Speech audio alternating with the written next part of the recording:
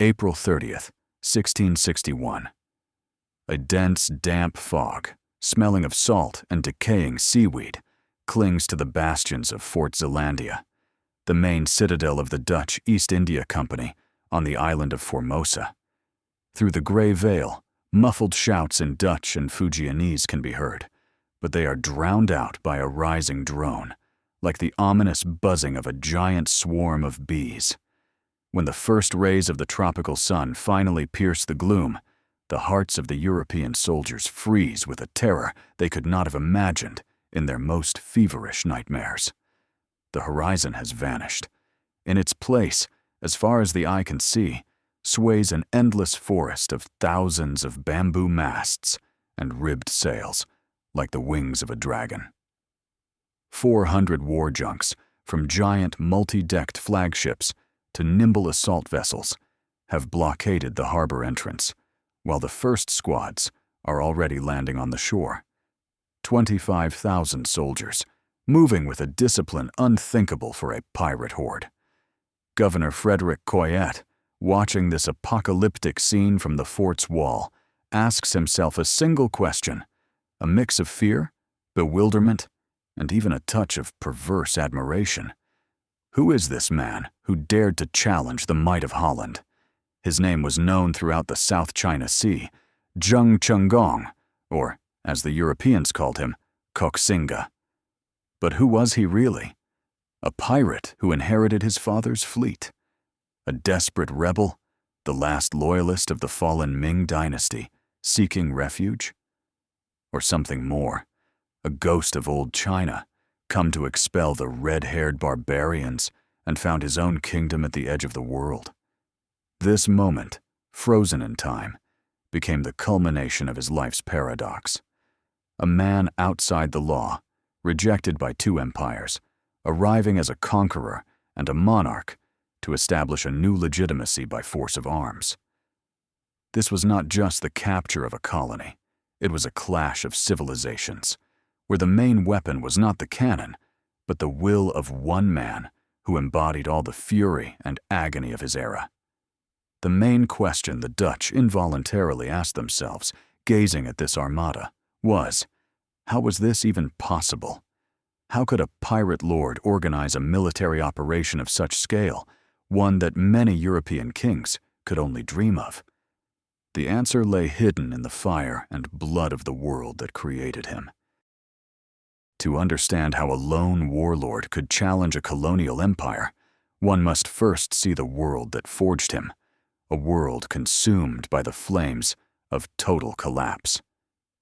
The 17th century in East Asia was not just a change of eras. It was a tectonic shift of civilizational plates, accompanied by the roar of crumbling thrones and the screams of millions. The great Ming Empire, which had ruled for nearly 300 years, was in its death throes. Its administrative apparatus was paralyzed by corruption and court intrigue, its economy undermined by a series of crop failures and peasant uprisings, and its legitimacy evaporated with each passing day. From the north, beyond the Great Wall, the Manchus, nomadic tribes united into a powerful war machine under the banners of the new Qing Dynasty, watched this weakened empire like a pack of hungry wolves. In 1644, this nightmare became reality. Manchu cavalry stormed Beijing. The last Ming emperor committed suicide, and a new banner was raised over the Forbidden City. But the fall of the capital did not mean the end of the war. It marked the beginning of an even bloodier period.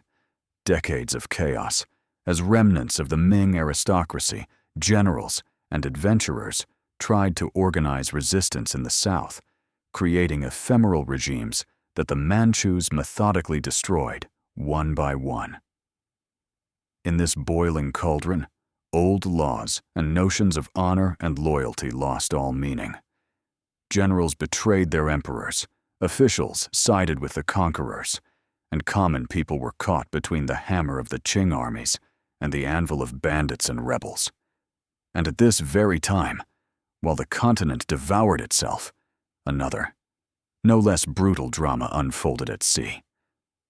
The Portuguese, Spanish, and Dutch, these predators of a new global age, had long since sunk their teeth into the profitable trade routes of Asia, establishing their outposts and colonies. For them, the collapse of the Ming Empire was not a tragedy, but an opportunity, a gold rush, a chance to grab a piece of the pie while the master of the house was busy in a deadly struggle with invaders. The South China Sea became an arena where the interests of all collided: the remnants of the Ming fleet, Manchu squadrons, European trading companies, and of course, pirates, for whom this chaos was their natural element. It was in this world, where there were no clear boundaries between law and lawlessness, loyalty and betrayal, empire and gang, that Zheng Chenggong was destined to be born, a man who would become the perfect product of this brutal age. Zheng Chenggong's destiny was sealed long before his birth, written in the very blood that flowed through his veins, a blood that mixed the fury of the China seas with the steel of the Japanese sword.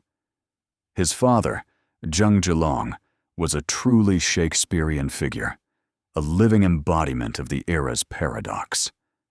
Starting as a petty smuggler and pirate, he, through his charisma, intelligence, and ruthlessness, managed to subdue disparate pirate fleets and create a colossal maritime empire that controlled trade from Japan to Southeast Asia. His fleet numbered thousands of ships, and his wealth surpassed the treasury of many states. He was not just a bandit, he was the Shadow King of the South China Sea, who collected tribute from the Dutch, fought the Portuguese, and dictated his terms to Chinese governors. Eventually, the weakened Ming Dynasty, unable to defeat him, did what empires always do in such cases. It tried to buy him. Zheng Chenggong was granted the title of admiral, and the pirate of yesterday became the official defender of the coast. However, this legitimacy was merely a thin layer of gold on a pirate's cutlass. He served the Ming as long as it was profitable, but his true loyalty always remained with his own power. Chenggong's mother was Tagawa Matsu, a woman of samurai lineage, the daughter of a Japanese vassal whom Zhilong married during his trading expeditions to Japan. Thus, the boy, born in 1624 in the Japanese city of Hirado, was a man of two worlds from the very beginning. In his veins flowed the blood of a Chinese adventurer who built an empire on chaos, and a Japanese aristocrat raised in the traditions of Bushido, the code of honor, loyalty, and contempt for death. This dual heritage would become both his greatest gift and his heaviest curse. From his father, he inherited strategic genius, an understanding of naval warfare, and pragmatism. From his mother and his Japanese upbringing, he gained an unbending sense of duty, fanatical devotion, and a readiness to sacrifice everything for his principles. Throughout his life, he would be torn between these two poles, the pragmatic cruelty of a pirate and the idealized loyalty of a samurai. He was the son of a man who saw loyalty merely as a tool to achieve power, and for that very reason, Chenggong himself would make loyalty his absolute, almost religious cult, which would ultimately lead him into conflict with his own father and set him on a path that would turn him into a legend. History often weaves a web of myths and legends around the birth and fate of great men, and Zheng Chenggong was no exception. These tales may not be documented facts, but they convey the essence of his character and the elemental force he embodied far more accurately. According to the chronicles, the boy destined to change the fate of Taiwan was born on the coast of the Japanese island of Hirado, right on the beach, as his mother took a ritual walk. At the very moment he came into the world, a typhoon of unprecedented force erupted at sea. The sky turned black, waves crashed against the rocks with a roar, and the wind uprooted trees. For the local people, this was an ominous sign, a signal that a soul-bearing storm and change had come into the world. This legend of being born in the heart of a storm became the perfect metaphor for his entire subsequent life. He was a human typhoon, born in an age of global storms, who did not go with the flow, but created the waves that shattered empires. From the very beginning, his destiny was seen not as the calm flow of a river, but as the relentless movement of a natural force, destined to sweep away the old order and create something new from its wreckage. Other legends linked him to sea gods and dragons, the patrons of the seas, which was not surprising given that his father was the unofficial Dragon King of the South China Sea. It was said that his gaze held the cold fury of the ocean depths, and his voice carried the roar of the surf. These myths served an important function.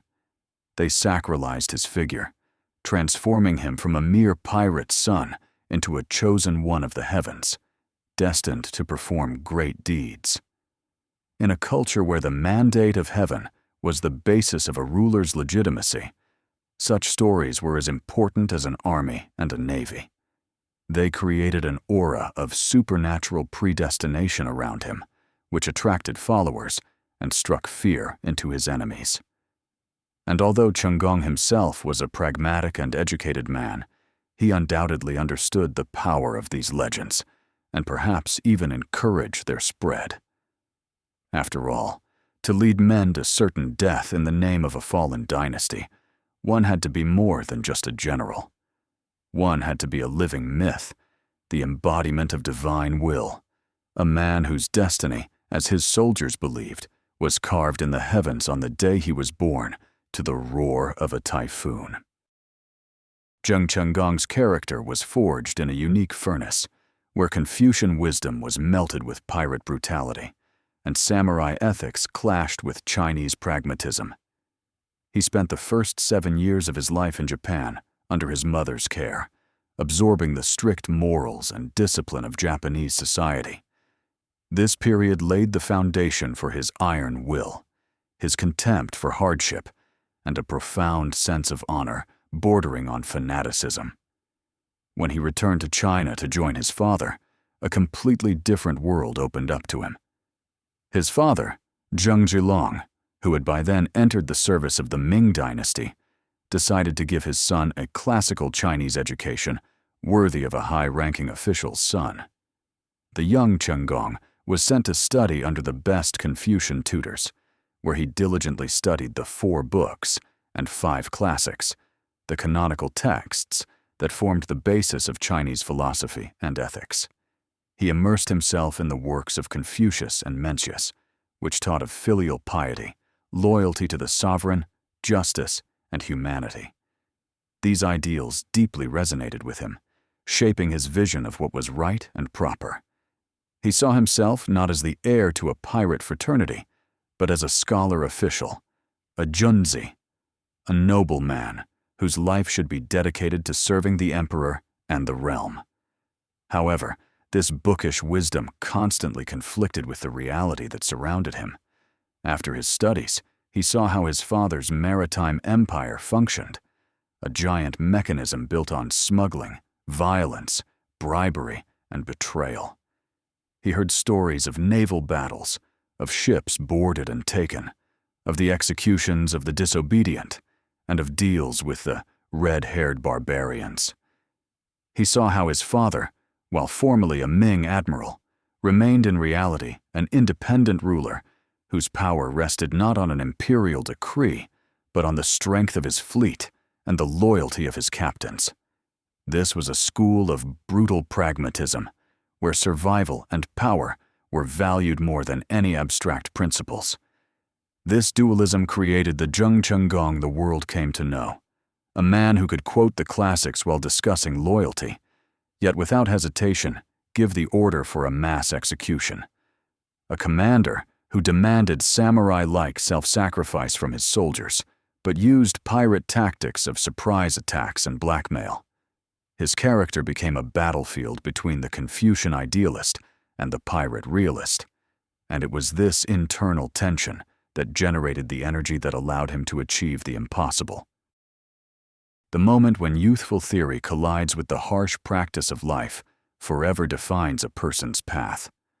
For Zheng Chenggong, this moment, his true baptism by fire, was not a battle at sea, but the crushing blow of betrayal delivered by the person closest to him, his father. In 1646, as the Manchu armies, having already conquered northern China, moved south into Fujian province, the base of the Zheng clan, Admiral Zheng Chenggong faced a fateful choice. He was the most powerful man on the southern coast. His fleet could have been the main obstacle to the invaders and the stronghold of Ming resistance. All Ming loyalists looked to him with hope. However, Chenggong was above all a pragmatist and a merchant, not an ideological warrior. He weighed the odds. On one side were the weakened, demoralized, and disunited Ming forces, whose defeat seemed inevitable. On the other was the powerful, disciplined, and victorious Qing army, which offered him honorable terms of surrender. He could keep his fleet, his wealth, and even a high post in the new administration. For the pirate king, accustomed to placing profit above abstract loyalty, the choice was obvious. He entered into negotiations with the Manchus and agreed to switch sides, ordering his clan and fleet to lay down their arms.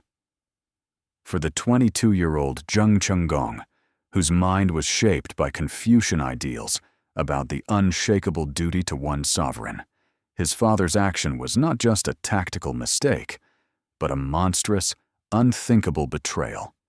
It was a betrayal of everything he believed in: loyalty, honor, and duty to the dynasty his family had sworn allegiance to. According to chronicles, a furious scene erupted between father and son. Chenggong, falling to his knees, begged his father to reconsider, reminding him of the favors the Ming emperors had bestowed upon their family. When persuasion failed, he exclaimed in despair that if his father wanted to surrender, he should do it alone, for he would never betray his rightful ruler. This moment was his symbolic first blood. He shed the blood of kinship, severing the bond with his father to remain true to his principles. Gathering a few dozen loyal men, he left his father's camp and went to sea to raise his own banner of resistance. It was a leap into the void, an act of pure idealism bordering on suicide. But it was this act of defiance that transformed him from the shadow of his powerful father into an independent figure, a symbol of unyielding resistance. He had made his choice, and from that moment on, his life became a war not only against the Manchus, but also against the shadow of his father's betrayal. If his father's betrayal became the ideological core of Zheng Chenggong's struggle, the tragedy that followed turned this struggle into a personal, searing vendetta that would fuel his rage until his dying hour. The Manchus, despite all their promises, did not trust the cunning pirate admiral Zheng Chenggong. After his surrender, they arrested him and sent him under escort to Beijing, where he would spend the rest of his life in honorable captivity, which eventually ended in execution.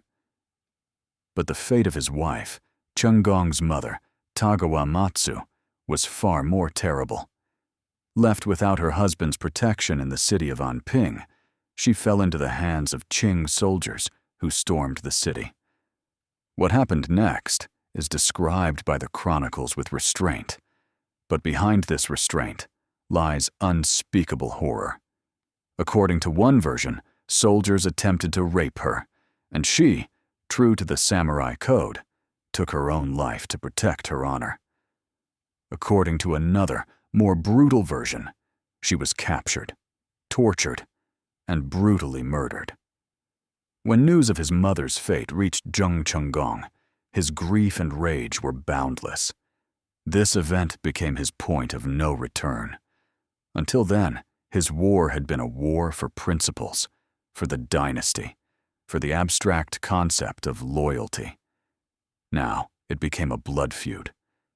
The pain of losing his mother, compounded by the shame of his father's betrayal, transformed into the inner demon, the secret, insatiable motivation that drove all his subsequent actions. This explains the extreme cruelty he sometimes showed his enemies, and the fanatical persistence with which he continued a seemingly hopeless struggle. Every battle against the Manchus was for him not just a military operation, but an act of vengeance for his defiled and murdered mother. Every victory was an attempt to wash the shame from his family's name. This personal tragedy gave his figure a truly tragic dimension. He was no longer just a Ming loyalist. He had become an avenger, obsessed with the idea of retribution. This obsession gave him superhuman strength, but it also blinded him, making him ruthless at times, not only to his enemies, but also to his comrades, and even to his own family. He carried not only the banner of the Ming, but also an unhealing wound that demanded blood.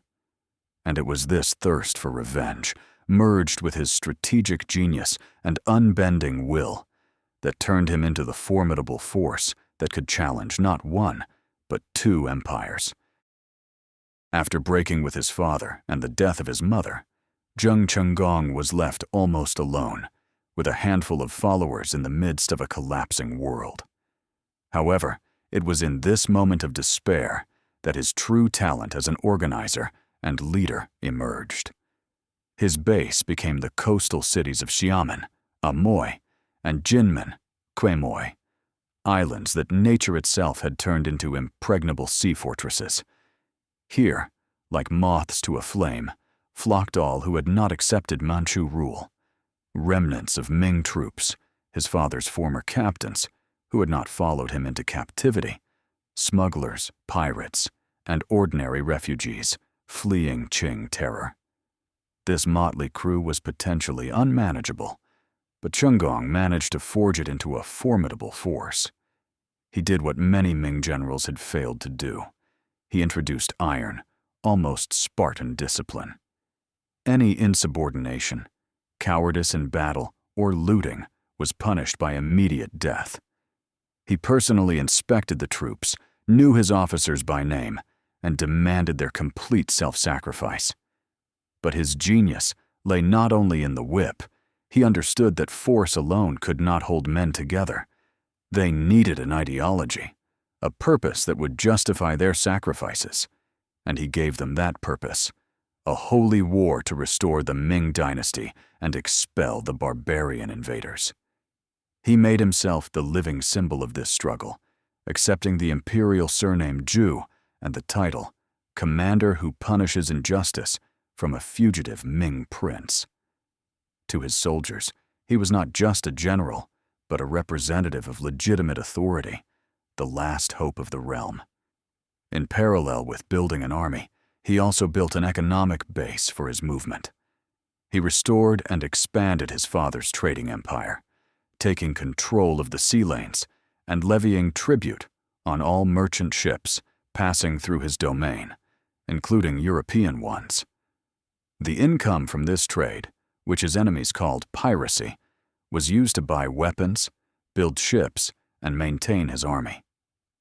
In essence, he created a unique state on the water, with its own laws, taxes, army, and navy, which existed in parallel with the Qing Empire and openly challenged it.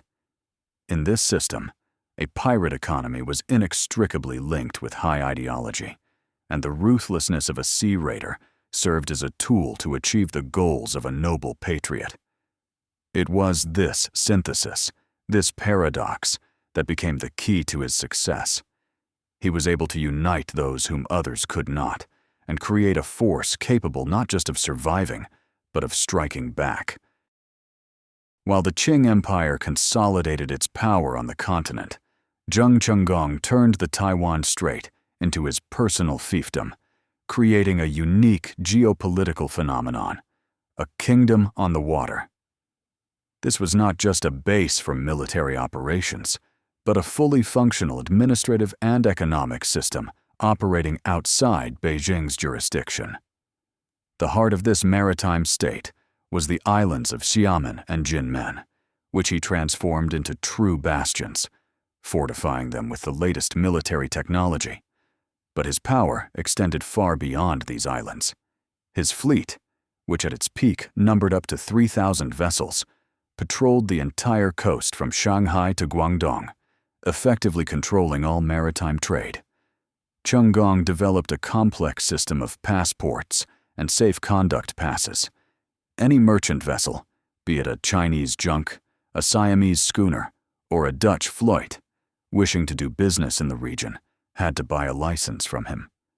Those who refused risked being attacked, their ships burned, and their goods confiscated. To the Qing government and the Europeans, this was pure racketeering and piracy. But for Chenggong and his followers, it was the legitimate collection of taxes by a rightful representative of the Ming Dynasty.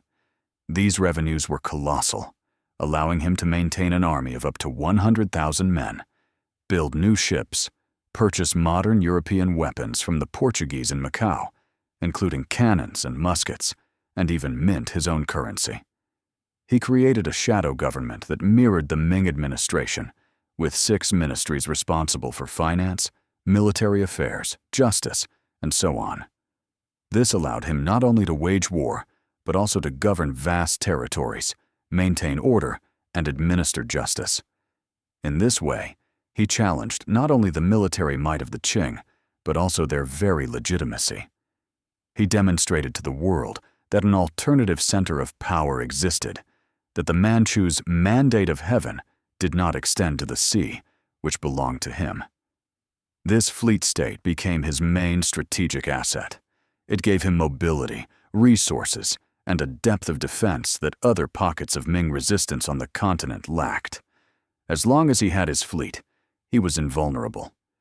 He could strike at any point on the coast and evade retaliatory attacks, disappearing into the vast expanse of the ocean.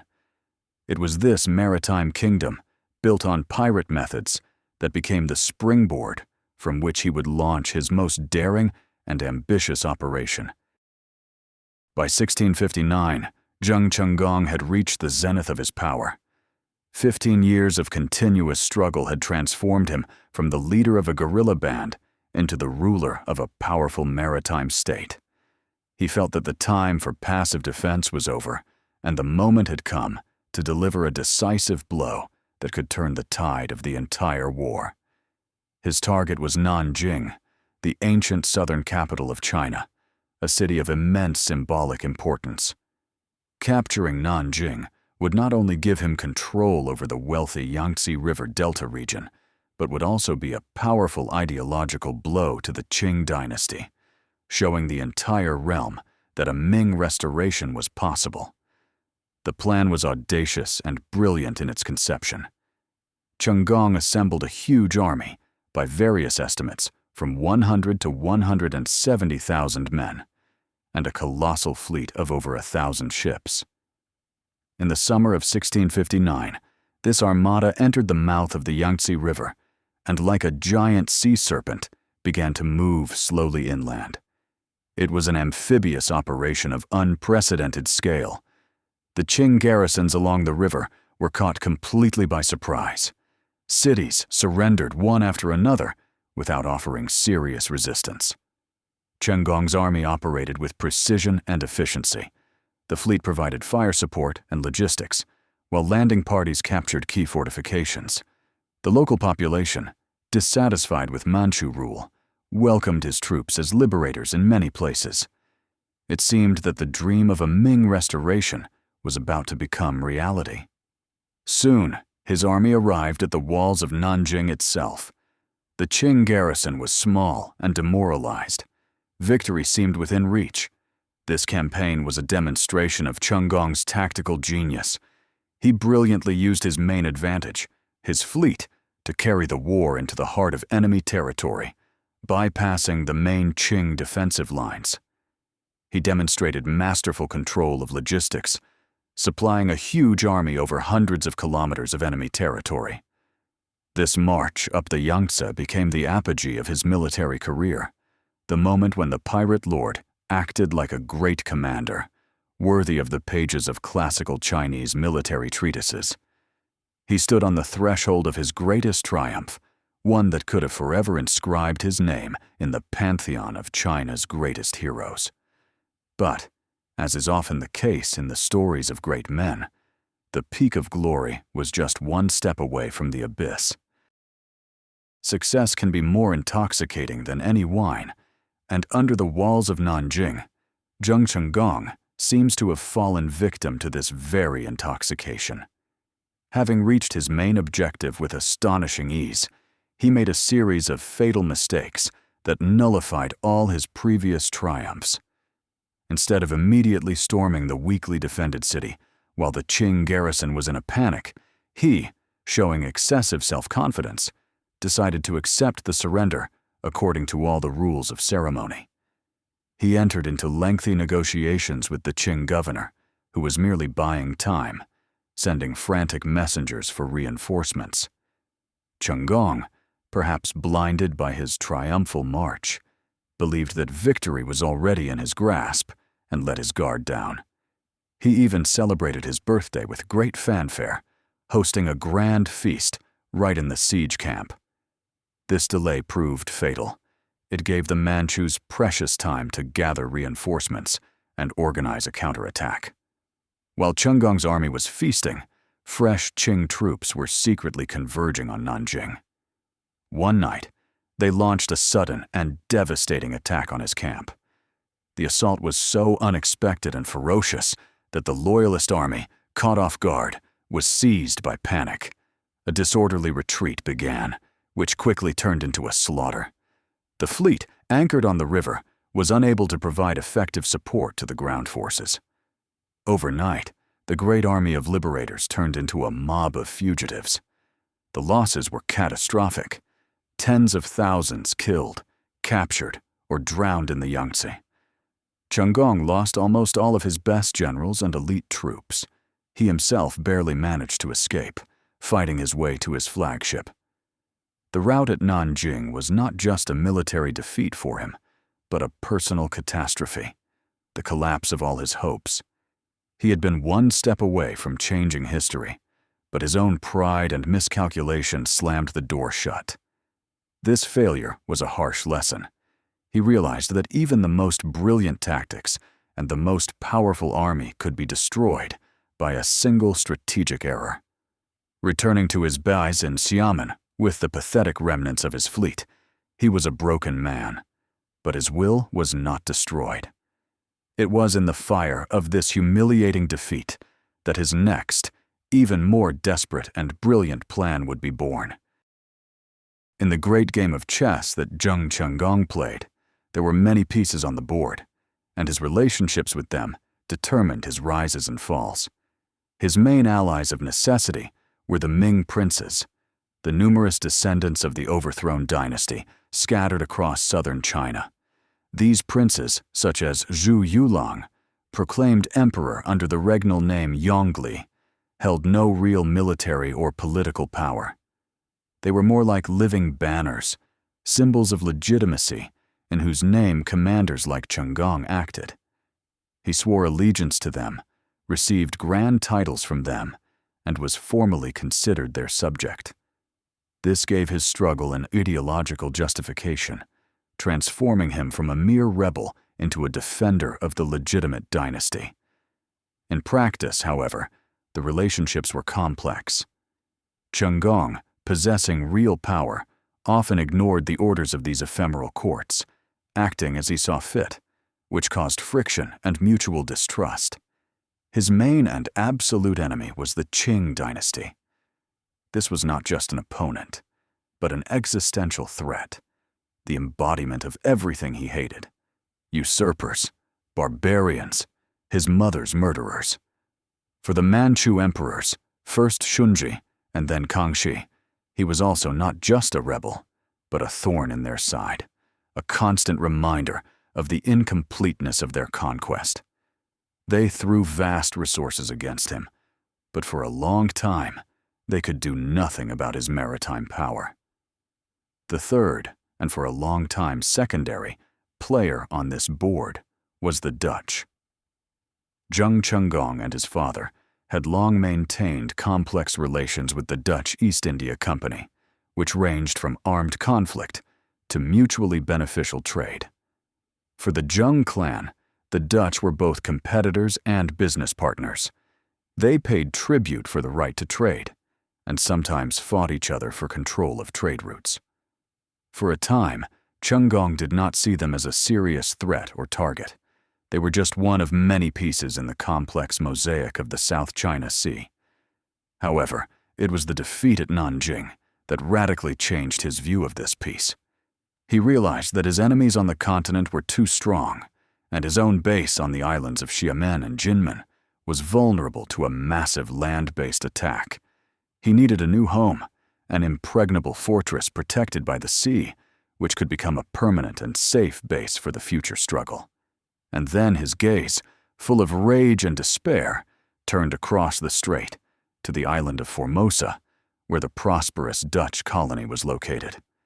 Yesterday's business partners and occasional adversaries suddenly became his next primary target.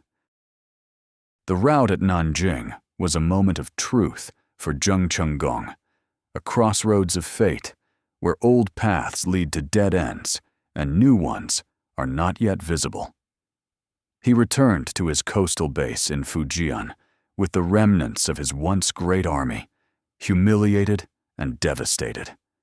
He had lost not only tens of thousands of soldiers and his best commanders, but more importantly, his aura of invincibility. Now the Qing government, realizing the full extent of the threat he posed, began to prepare a massive campaign against him. The Kangxi Emperor issued an edict for the Great Coastal Clearance, a draconian measure ordering the forced relocation of the entire population from a 30 to 50 kilometer coastal strip inland. This scorched earth tactic was designed to deprive Chenggong of his main support, the local population, food sources, recruits, and intelligence. His maritime kingdom found itself under an economic blockade. The trade that fueled his war machine was paralyzed. He was trapped, locked on his islands, with a shrinking army and dwindling resources, while the enemy on the mainland grew stronger. In this moment of desperation, he faced a critical choice. He could stay and fight to the end, which would be heroic but suicidal. He could try to break through to the south, to Southeast Asia, and become a mercenary or the ruler of a small principality. Or he could do something completely unthinkable, create a new base, a new state from scratch by conquering a foreign land. It was then that his gaze turned to Taiwan, the island, which the Chinese called a small ball of mud beyond the sea, and the Europeans called Formosa, was the ideal candidate. It was large enough to feed his army and fertile enough to become a self-sufficient economic unit. But most importantly, it was separated from the mainland by the turbulent Taiwan Strait, which would serve as a natural barrier against the Qing fleet, which had no experience in open sea warfare. There was only one problem. For 38 years, the Dutch had been masters of Taiwan, turning it into one of their most profitable and well-fortified colonies in Asia. The decision to attack them was an act of pure desperation and incredible audacity. It meant a war on two fronts, against the Manchus on the mainland and against one of Europe's leading maritime powers at sea. Any rational strategist would have considered it madness. But for Zheng Chenggong, backed into a corner, madness was the only path to salvation. This was his moment of choice, his Rubicon, and without hesitation, he decided to cross it. The decision to invade Taiwan was a manifestation not only of desperation, but also of Zheng Chenggong's incredible pride, or, as the ancient Greeks would call it, hubris. At the moment when his position was most precarious, he aimed for a target that seemed unattainable even in the best years of his power. Attacking Fort Zeelandia was not the same as plundering merchant ships or fighting demoralized Ming garrisons. It meant challenging the European war machine that dominated the seas worldwide. The Dutch were masters of fortification and naval artillery. Their Fort Zeelandia, built on a sandbar at the entrance to the harbor, was considered impregnable. Its thick walls were bristling with dozens of heavy cannons capable of sinking any fleet that dared to approach. The garrison consisted of experienced European soldiers, hardened in numerous colonial wars. The Dutch East India Company had vast resources and could send reinforcements from its headquarters in Batavia, modern-day Jakarta. In the eyes of the world, both Chinese and European, an attempt to capture such a fortress with an Asian army composed mainly of former pirates looked like pure suicide. Contemporaries, including many of his own generals, considered the plan insane. They pointed to the risks, the treacherous strait that had to be crossed, the superiority of Dutch artillery, the unfamiliarity of the island itself, and its hostile indigenous population. But Chenggong was deaf to their warnings. The defeat at Nanjing had not broken his will. On the contrary, it had ignited in him a cold fury and a need to prove to the world, and perhaps to himself, that he was not yet defeated. He saw this venture not only as a path to salvation, but also as a chance to do something truly historic, to become the first Asian ruler to forcibly expel European colonizers and reclaim lost lands. This decision revealed the full essence of his paradoxical nature. On one hand, it was the cold calculation of a pragmatist who understood that Taiwan was his only chance of survival. On the other, it was a gesture of almost irrational faith in his own destiny, an act of pride from a man who considered himself an instrument of heaven and could not entertain the thought of defeat. He was challenging not just a Dutch garrison, he was challenging the established world order in which European powers were considered invincible, and he was ready to bet everything he had left on this great and insane enterprise. Despite Zheng Chenggong's iron will, his decision to campaign in Taiwan was met with poorly concealed skepticism and even open resistance within his own camp. The first cracks in the monolith of his authority began to appear at this critical moment. His most experienced and loyal generals, who had been through fire and water with him, considered this venture suicidal. They remembered the recent rout at Nanjing all too well and understood that their army was weakened and demoralized. At war councils, they argued against the plan one by one. They presented rational arguments. Why get involved in a new war with a formidable opponent when the main threat, the Manchus, was at their doorstep? Where would the resources for a long siege of an overseas fortress come from when their own base was under blockade? What if the Qing fleet attacked them from behind while the main forces were in Taiwan? They reminded him of the treacherous nature of the Taiwan Strait, which local sailors called the Black Ditch for its fierce currents and sudden storms that could swallow an entire fleet. These were all valid arguments, dictated by common sense and military experience. But Chenggong, obsessed with his idea, perceived any criticism as a sign of cowardice or even hidden betrayal. His paranoia, heightened by defeat and constant pressure, began to take over. He saw his comrades' doubts not as concern for the common cause, but as a challenge to his authority. Rumors of conspiracies and discontent in the troops began to spread. In addition to internal resistance, there were colossal logistical problems. A fleet had to be prepared to transport 25,000 soldiers, tens of thousands of their family members, and a huge amount of food, weapons, and siege equipment. All this had to be done in the strictest secrecy, so that neither the Dutch nor the Manchus would learn of his plans. The tension grew with each passing day. Chenggong became increasingly irritable and cruel. He understood that his power rested solely on his personal will, and any hesitation could lead to the collapse of his entire movement. These harbingers of a storm, these first cracks in his entourage, showed just how risky his gamble was.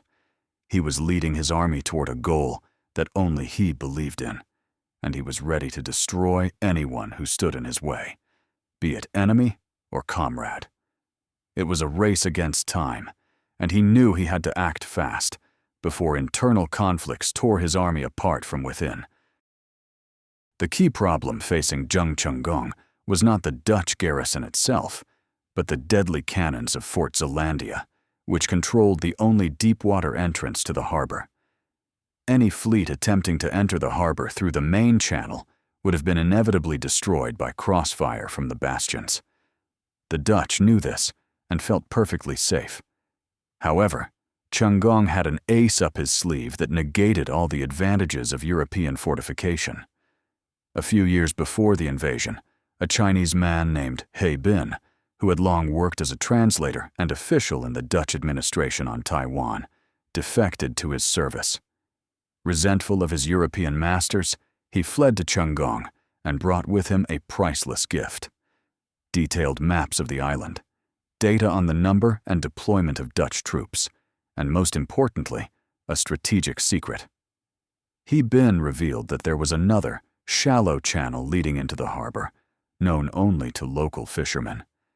It was too shallow for the large Dutch galleons, but perfectly navigable for Chinese junks with their flat bottoms. This channel, bypassing the fort, allowed for a landing directly behind the Dutch, on a shore they considered protected by shallows and left virtually unguarded. This knowledge completely changed the balance of power. It was on this information that Chenggong built his entire daring plan. The fateful act, the turning point of the entire campaign, occurred on the night of April 30th, 1661. Under the cover of darkness and a thick fog that conveniently hid his armada from the fort's lookouts, Zheng Chenggong gave the order. His fleet, guided by pilots who knew the secret channel, began to move. Hundreds of junks in complete silence, one after another, slipped through the shallow channel, skirting the formidable bastions of Zeelandia. Dutch sentries heard some splashing and the creak of oarlocks, but dismissed it as the play of wind and waves, unable to imagine that an enemy fleet was passing just a few hundred meters away. This maneuver was a triumph of cunning and knowledge over brute force. It demonstrated Chenggong's main advantage. He was fighting on his own land, in his own waters, and could use local knowledge unavailable to the foreigners. When his 25,000-strong army was already disembarking at dawn, the Dutch realized that their impregnable fortress was trapped. The war for Taiwan had begun with a brilliant tactical move that immediately brought the European colonizers to the brink of disaster. The landing was executed with stunning speed and efficiency, plunging the Dutch into a state of shock and confusion. They had always relied on the power of their fleet and the impregnability of Fort Zeelandia, considering the very idea of a massive invasion of the island to be fantastical. And now, in a single morning, they found a huge, disciplined army in their rear. Zheng Chenggong's first target was Fort Provincia, a smaller fortification located on the mainland opposite Zeelandia. The garrison of Provincia, caught by surprise and cut off from the main force, was completely demoralized. Chenggong surrounded the fort and, to avoid unnecessary casualties, resorted to psychological pressure. He sent negotiators to the Dutch with an ultimatum: immediate surrender in exchange for their lives, or total annihilation. Seeing the overwhelming numerical superiority of the enemy, the commander of Fort Provincia capitulated after a brief hesitation. This first, almost bloodless success was of immense strategic importance. The capture of Provincia gave Chenggong control of the mainland, cutting off Fort Zeelandia from its sources of fresh water and food. The main Dutch citadel was now completely blockaded by both land and sea. The shock of the Dutch turned to panic. Civilian settlers, farmers, and merchants living outside the forts were left defenseless. Many of them were captured by Chenggong's soldiers. The Siege of Fort Zeelandia began. Chenggong positioned his troops around the fortress, set up artillery batteries, and began a methodical bombardment. However, he understood that a frontal assault on a well-fortified fortress would lead to enormous losses. Therefore, his main tactic was to wear down the enemy in a war of attrition. He knew that time was on his side. The garrison of Zeelandia numbered only about 2,000 men, and they had limited supplies of food and gunpowder. His own army was vast, and he could receive reinforcements and supplies from the mainland. The inexorable move toward the finale had begun. Every day, the siege ring tightened. The Dutch were caught in a mousetrap from which, as they soon began to realize, there was no escape. Their only hope was a miracle, the arrival of a powerful fleet from Batavia that could break the blockade. But Batavia was far away, and the enemy was at their very gates, his grip growing stronger with each passing day. The Siege of Fort Zeelandia, which lasted for 9 long months, became a brutal test of strength, endurance, and willpower. It was a classic siege war, slow and grueling, where days blurred into a monotonous succession of artillery duels, sorties, and construction work. Zheng Chenggong, understanding the superiority of Dutch artillery in range and power, employed a tactic of gradual strangulation. His soldiers, using their vast numerical advantage, dug trenches and built siege works under the cover of night, slowly, meter by meter, approaching the fort's walls. They erected earthen ramparts to protect themselves from enemy cannonballs and mounted their own cannons on them to engage in counter-battery fire. The Dutch resisted desperately. They made daring night sorties, trying to destroy the siege works and capture enemy guns. Their snipers, armed with long-range muskets, inflicted significant losses on the besiegers. The fort's artillerists maintained a continuous fire, turning the area in front of the walls into a death zone. But all their efforts were in vain against the relentless human tide. For every one of Chenggong's soldiers killed, 2 more took his place. Their trenches, like the tentacles of a giant octopus, crept ever closer to the bastions. Life inside the besieged fort became a living hell. Food supplies dwindled. Soon, the garrison had to subsist on meager rations. Diseases like scurvy and dysentery began to cut down men as effectively as enemy cannonballs. Fresh water was running out. The constant shelling and tension frayed the defenders' nerves. Hope for the swift arrival of relief from Batavia gradually faded.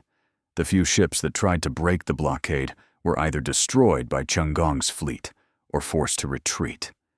Chenggong, on the other hand, had no supply problems. His junks constantly shuttled across the strait, delivering everything necessary.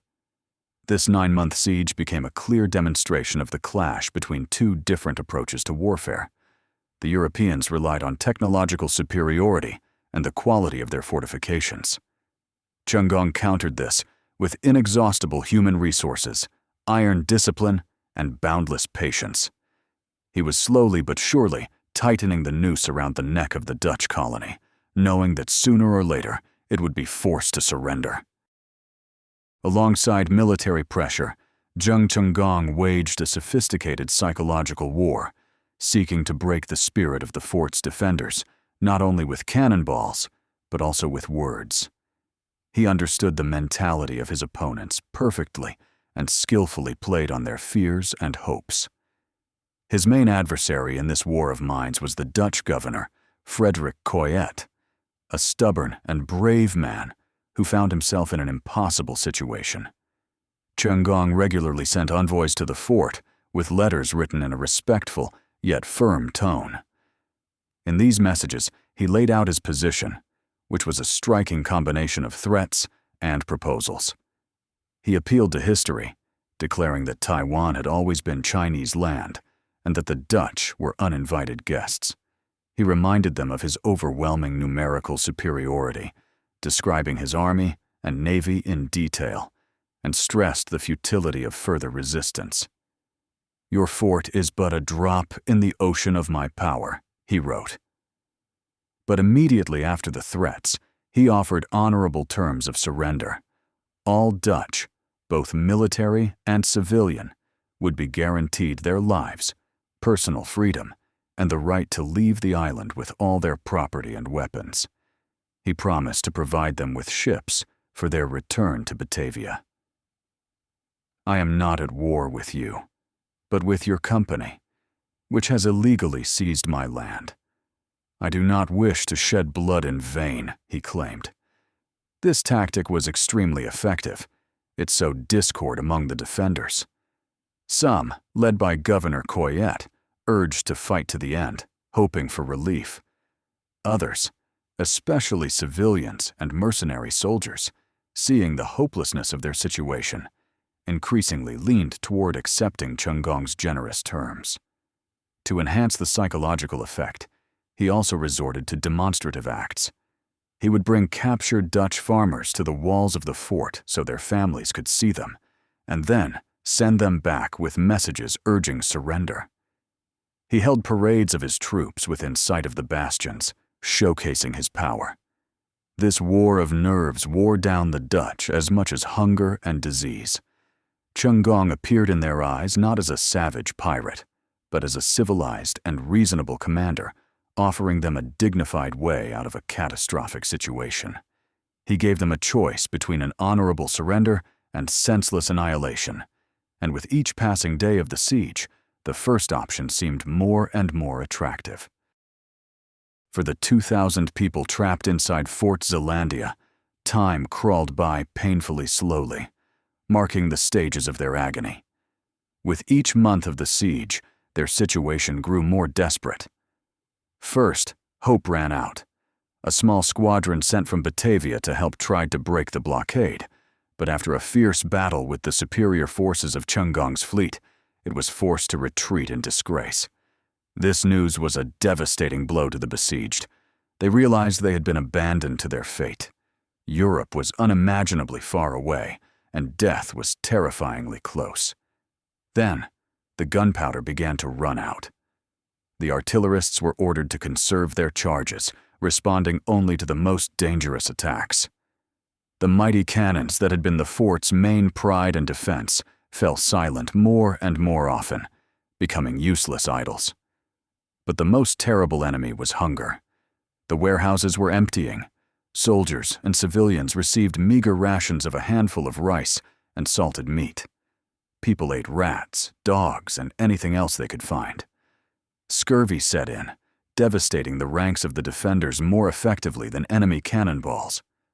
Weakened and exhausted, the men could barely stand, but they continued to man the walls, driven only by stubbornness and fear of what awaited them if they surrendered. Governor Coyette did everything he could to maintain morale, but he too knew that the end was near. Defeatist sentiment grew within the fort. The soldiers, mostly German mercenaries, grumbled ever louder, unwilling to die for the interests of a Dutch trading company. Civilians begged the governor to accept the terms of surrender to save their families. Discipline was cracking at the seams, and outside, beyond the walls, life was bustling. The besiegers lacked neither food nor ammunition. They behaved like masters, tilling fields, fishing, and slowly but surely preparing for the final assault. This contrast between the agony inside the fort and the confident strength outside completely undermined the defenders' will. They were not just under military siege, but in an existential trap, cut off from their world and surrounded by a foreign, hostile, and infinitely more powerful force. Their resistance was no longer an act of heroism, but merely a postponement of the inevitable end. By January of 1662, Zheng Chenggong realized that the Dutch were at their breaking point, and the time had come for a decisive blow. Over the months of the siege, his engineers and sappers had done colossal work, extending the siege trenches right up to one of the fort's forward bastions, known as the Redoubt. He decided that capturing this key fortification would finally demoralize the enemy and force them to capitulate. A detailed plan for the assault was developed.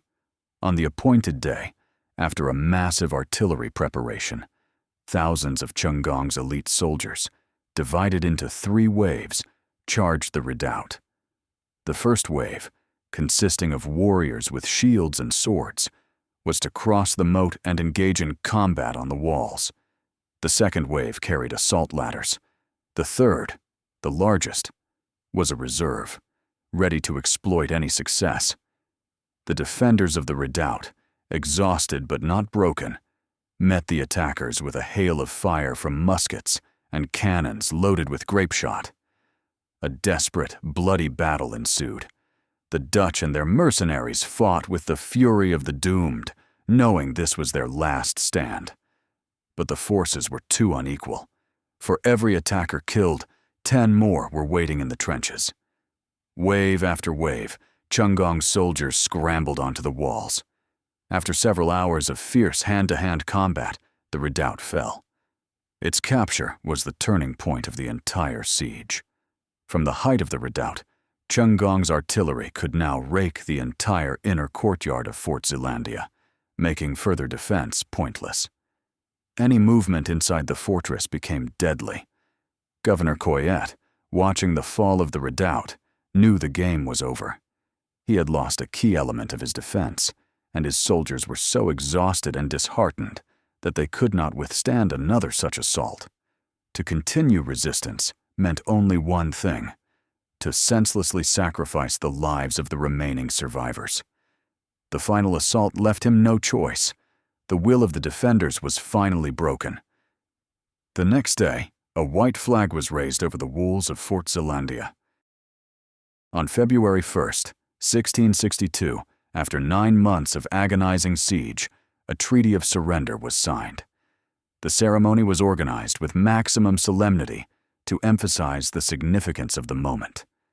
Governor Frederick Coyet, in his dress uniform, but with a gaunt and weary face, handed the keys to Fort Zeelandia to Zheng Chenggong. He, in turn, kept his word. The terms of surrender were surprisingly honorable and even generous. All Dutch, both military and civilian, were allowed to leave the island, taking with them their personal property, goods from the company's warehouses, and even their personal weapons. The garrison soldiers were permitted to march out of the fort with banners unfurled and drums beating, as was the custom in Europe for an honorable surrender. Chenggong provided them with his ships for safe transport to Batavia. He did not humiliate the vanquished, understanding that an act of mercy would make a greater impression on the world than an act of cruelty. For the Dutch East India Company, it was a crushing defeat and humiliation. They had lost one of their most valuable colonies, their main outpost for trade with China and Japan. The news of the Dutch expulsion from Formosa spread throughout Asia and reached Europe, causing shock and bewilderment. For the first time in history, an Asian ruler had retaken territory from a powerful European colonial power by force of arms. This precedent broke the established order of things, where Europeans had always been the conquerors. For Zheng Chenggong, it was a moment of supreme triumph. He had not only secured an impregnable base for his future struggle, but had also performed a deed that would forever inscribe his name in history. He had avenged the humiliations his people had suffered at the hands of the red-haired barbarians. He proved that Asia could fight back against the colonizers. The surrender of the Dutch became a symbolic act, marking the end of one era and the beginning of another. Taiwan, which for 38 years had been a Dutch colony, once again became Chinese land, but now under the rule of a new, unexpected ruler. Having expelled the Dutch, Zheng Chenggong immediately began to create a new state on Taiwan, intended to be a stronghold of Ming resistance and a base for reconquering the mainland. He renamed the island Tungning, meaning Eastern Capital of Peace, thereby emphasizing that it was not his permanent kingdom, but a temporary capital for the legitimate Ming Dynasty in exile. Fort Zeelandia was renamed Anping, and the former Dutch administrative buildings became the seat of his government. He brought with him not only an army, but also tens of thousands of civilians, officials, scholars, artisans, peasants, and their families. This was not merely a military occupation, but a deliberate colonization, a transfer of Chinese civilization to new land. Chenggong established a full-fledged administrative system, modeled on the Ming system, with 6 ministries and a system of counties and prefectures. He introduced new laws, began minting currency, and founded Confucian schools to train officials. One of his main tasks was to ensure the food security of his new kingdom. He introduced a system of military agricultural colonies, where soldiers were required to farm in peacetime, cultivating new lands and providing for themselves and their families. This policy allowed for a significant expansion of cultivated land in a short time and turned Taiwan into a thriving agricultural base. The pirate who became a general was now trying on the role of a nation-building monarch. He was laying the foundations of a state that would exist on Taiwan for another 2 decades and have a profound impact on the island's entire subsequent history. It was during his reign and the reign of his descendants that the mainstream of Chinese migrants from the mainland flowed to Taiwan, shaping the ethnic and cultural face of modern Taiwan. Thus, the paradox of his personality took on a new dimension.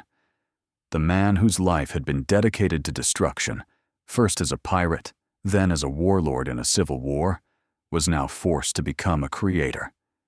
He was building a new society on land reclaimed from foreigners, attempting to recreate in miniature the idealized Ming China for which he had fought so desperately. The kingdom of Tungning was born, a unique state entity, born from the will of one man, becoming the last fragment of a fallen empire and the first sprout of a new Taiwanese identity. However, triumph and creation had their dark side. As an absolute ruler, Zheng Chenggong began to display the traits of a cruel and paranoid tyrant. The immense strain of years of war, the bitterness of the defeat at Nanjing, and a constant fear of betrayal inherited from his father made him suspicious and merciless even to his closest circle.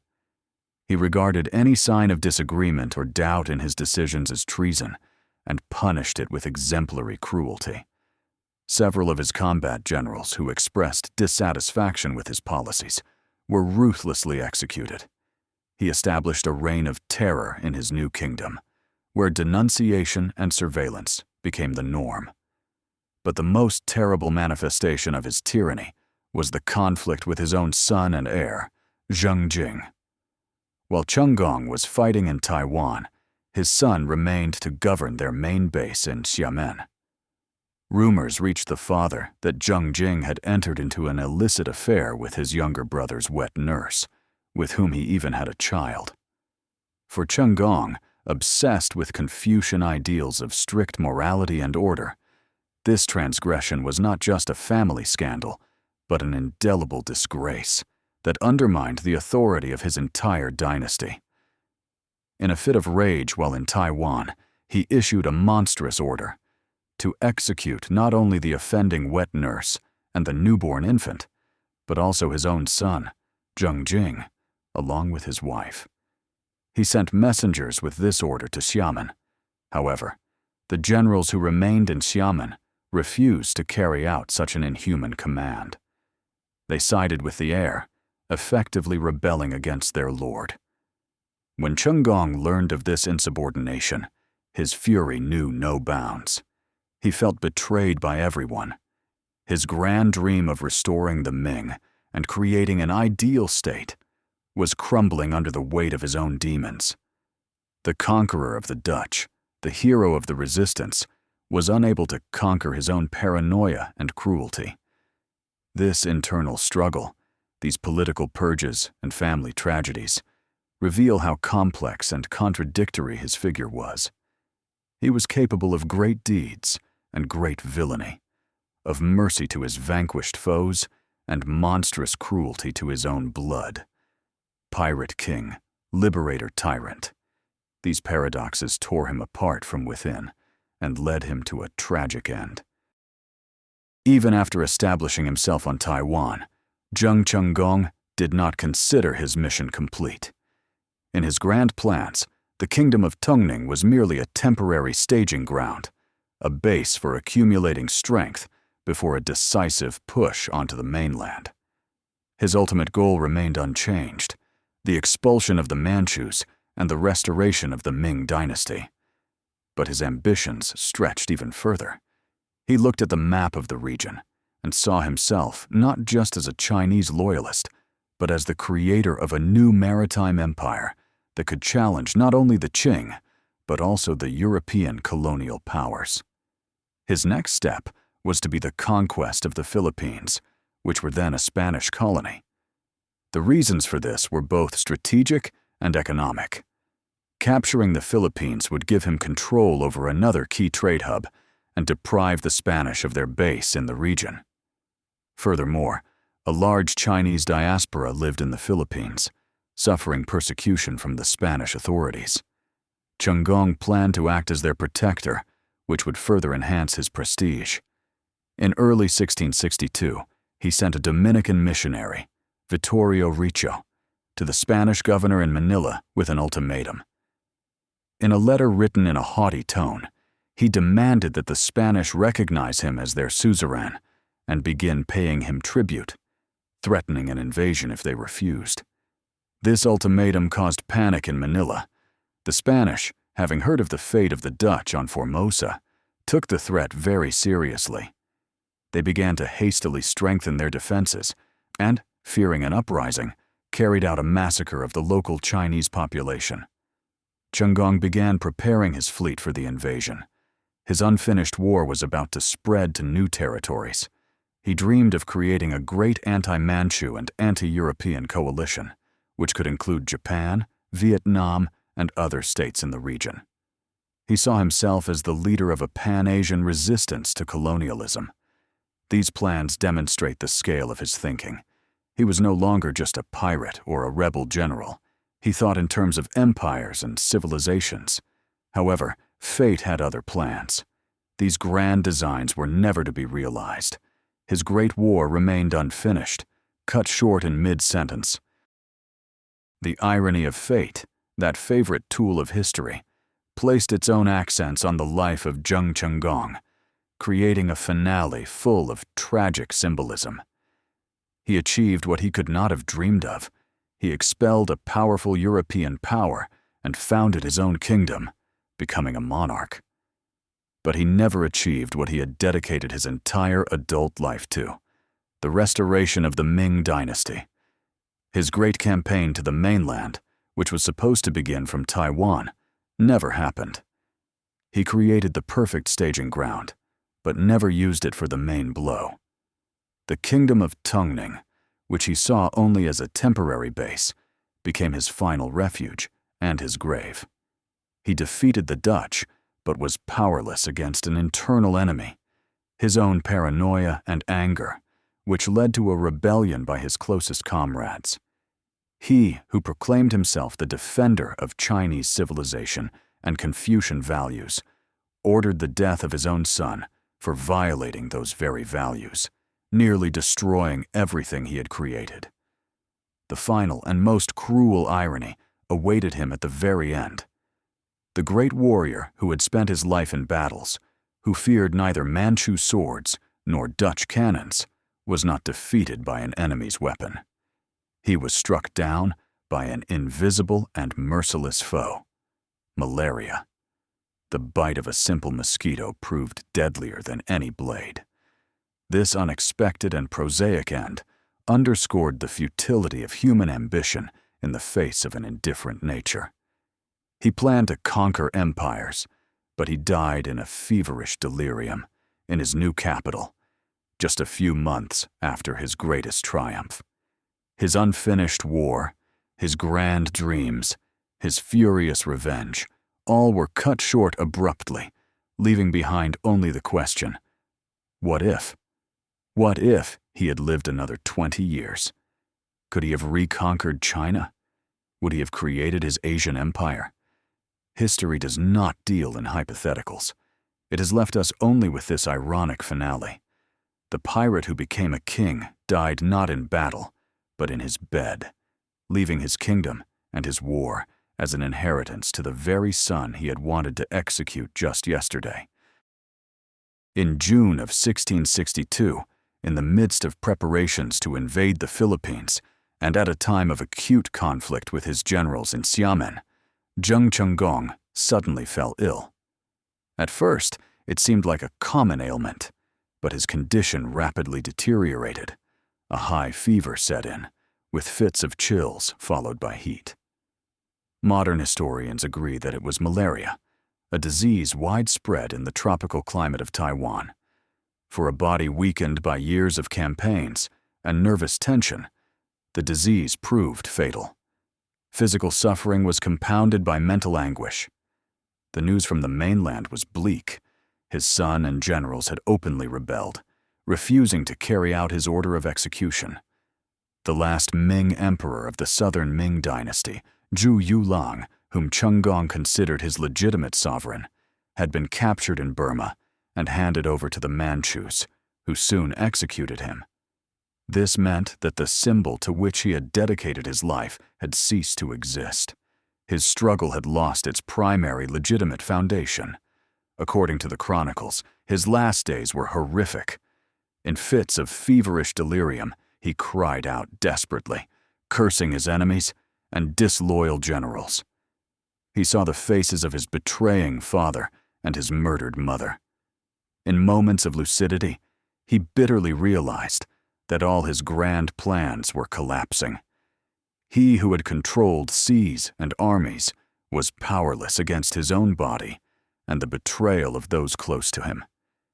It is said that in his final moments, he scratched his face in a rage and died in terrible agony. He was only 37 years old. Death cut short his journey at its peak, just a year after expelling the Dutch and founding his kingdom. It caught him at a moment when he was ready to throw down a new challenge to the world. This sudden demise was a shock to his followers and a gift to his enemies. For the Manchus and the Spanish, the death of their most formidable opponent was a deliverance. For his kingdom of Tungning, it marked the beginning of a period of turmoil and power struggles. The path of the great warrior ended not with the roar of battle, but in the silence of his palace chambers, leaving behind an orphaned kingdom and a legend that was just beginning its life. The legacy of Zheng Chenggong proved to be as complex and multifaceted as the man himself. After his death, the history and propaganda of different countries and regimes molded him into entirely different images, each reflecting their own interests. For the Qing Empire, and later for Imperial China, he long remained a rebel and a pirate, a usurper who had created a den of thieves on the island. However, in the late 19th and early 20th centuries, when China itself fell victim to Western and Japanese imperialism, his figure was reevaluated. From a rebel, he was transformed into a national hero, a proto-patriot, the first Chinese to resist European colonizers. Communist China continued this line, glorifying him as a fighter against foreign aggression and a symbol of the unity of the Chinese nation, subtly hinting that Taiwan, which he had returned to the fold of Chinese civilization, should be an inalienable part of mainland China.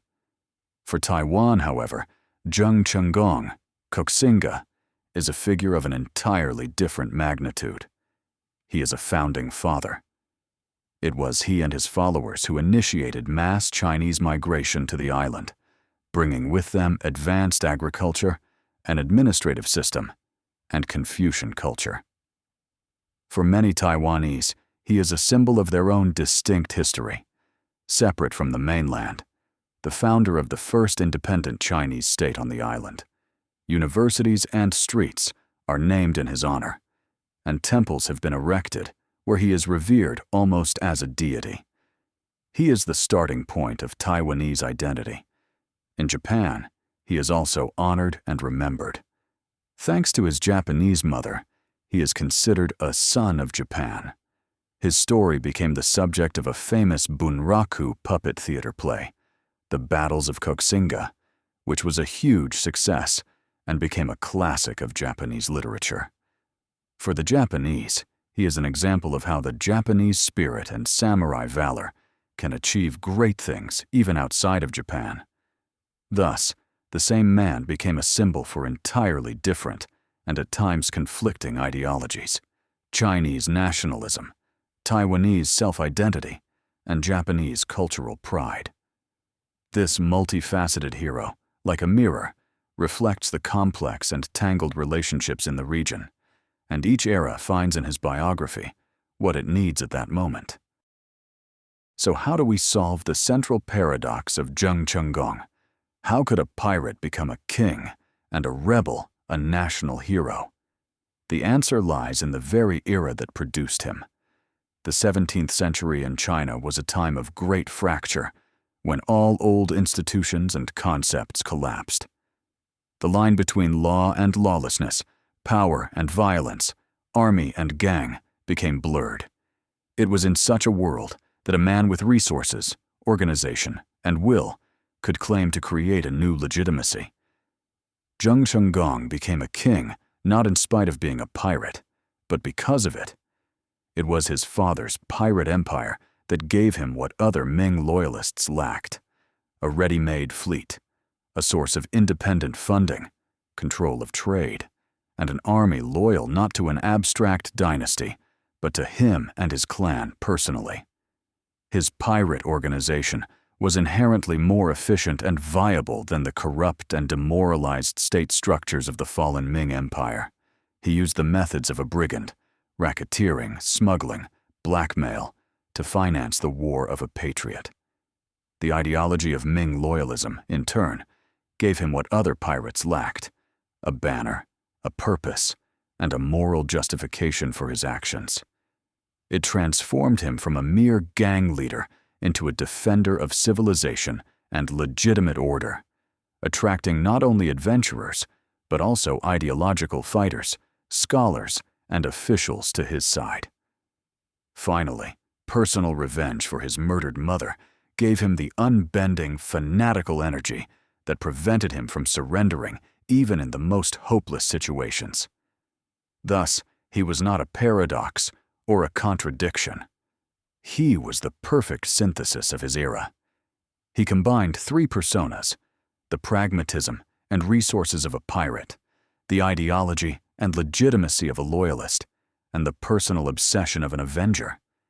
Each of these parts would have been insufficient on its own, but together they created the critical mass that allowed him to challenge empires and found his own kingdom. He proved that in times of chaos, legitimacy is not inherited, but conquered, and that kingdoms can be born not only in throne rooms, but also on the blood-soaked decks of pirate junks. The story of Zheng Chenggong, this pirate king with the soul of a samurai and the mind of a Confucian scholar, extends far beyond his era, leaving us with timeless questions about the nature of power, identity, and legacy. His life is a poignant reflection on where the line is drawn between a hero and a villain, a patriot and a rebel, a liberator and a tyrant. Often, this line is drawn not by morality, but by success. Had he won at Nanjing, history would remember him as the great restorer of an empire. Had he lost on Taiwan, he would have remained in the chronicles merely as a daring pirate. His story forces us to reconsider the very essence of legitimacy. Is it granted by birthright, by a mandate of heaven, or is it forged in the fire of battle and asserted by the force of will?